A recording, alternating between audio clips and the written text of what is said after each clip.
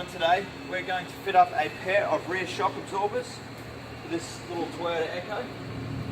Now, if you notice on the inside, we've removed the caps already. It's important to always take note of how things come apart so that when you go to fit them back, that they are in the exact same order. Now, as you can see, there is a locking nut on top and just a regular nut that's actually holding it down. Important to have really good quality tools as well, otherwise it makes this job really difficult. So once you take the locking nut off, you're then free to remove the other one as well. Now if you can get a hold of a small spanner, I think it's usually a 5 or a 6 mil. Most kits won't come with it. The next best thing will be a shifter and getting it down to that really fine point, just so you can hold the shaft steady, because it will want to turn on itself. Start loosening it all the way off. Now there is no spring force in this, so it's not going to come shooting off and hitting you in the face. There's no need to be afraid of it. This is a different procedure to doing struts with a spring. This is just a shock absorber. So I'll get this undone and we'll come back in a few minutes and have a look at the next process. Now we're at the next stage where we've taken the two nuts off that are on the top of the washers and rubbers. So like I say, it's really important to make sure that you keep note of how they are disassembled and in order for reassembling. So if you put that there near the other washers, take the other washer off and keep them in an order so that you're not going to get confused, because when you take them out of the packet, it's very easy to mix them up and get confused of how they actually go back together. So what we're doing now is removing the shock absorber from the bottom mount at the rear cradle assembly on the rear axle. So again, there's no spring force, so there's no danger in removing this. Your spring is there, it's actually got full load and weight on it. That's the beautiful thing about changing shock absorbers, is you don't need to remove springs in order to do them. But keep in mind as well exactly how you've taken it apart so that you can reassemble the exact same way.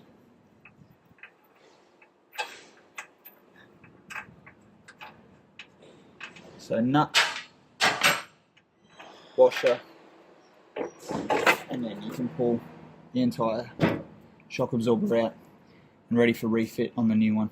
Okay, so we're at the stage where we're about to fit up the new shock absorber, and it's always important to match up shock absorbers and make sure that they do suit the vehicle fitment. We're also reusing the original dust sleeves and bump stops, as these shock absorbers don't come with replacements.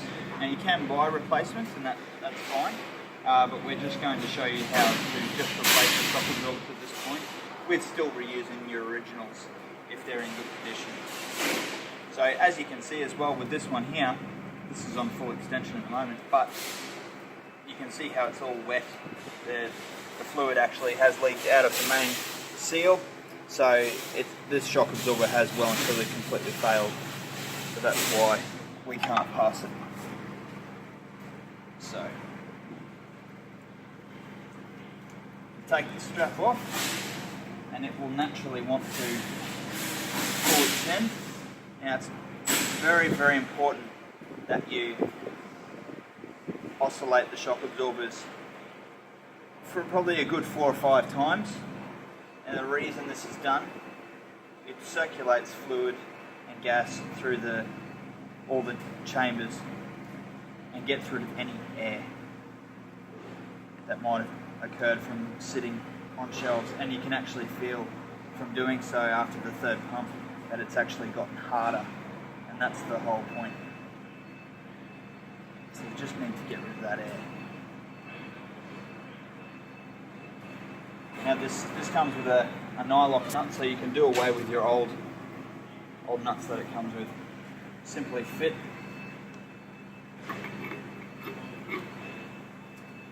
your dust boot. Doesn't really matter which way they go. And what we're fitting today are brand new Ultima shock absorbers, and these are supplied by Online Auto Parts. You can buy them online to fit most vehicles. Located up to the top, all you need to do is apply a bit of pressure, depress the shock absorber until you can fit it.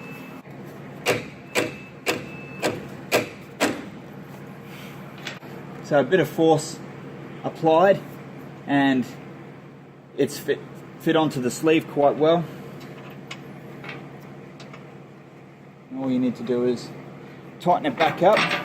You don't need to over tighten them and swing off them. A good firm tight with a spanner is sufficient. There's no need for over tightening.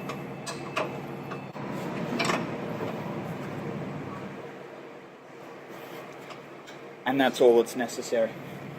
Then we go back up to the top. And remember how our layout is that we kept from the original. Because we're just replacing the shock absorber unit itself, we're not replacing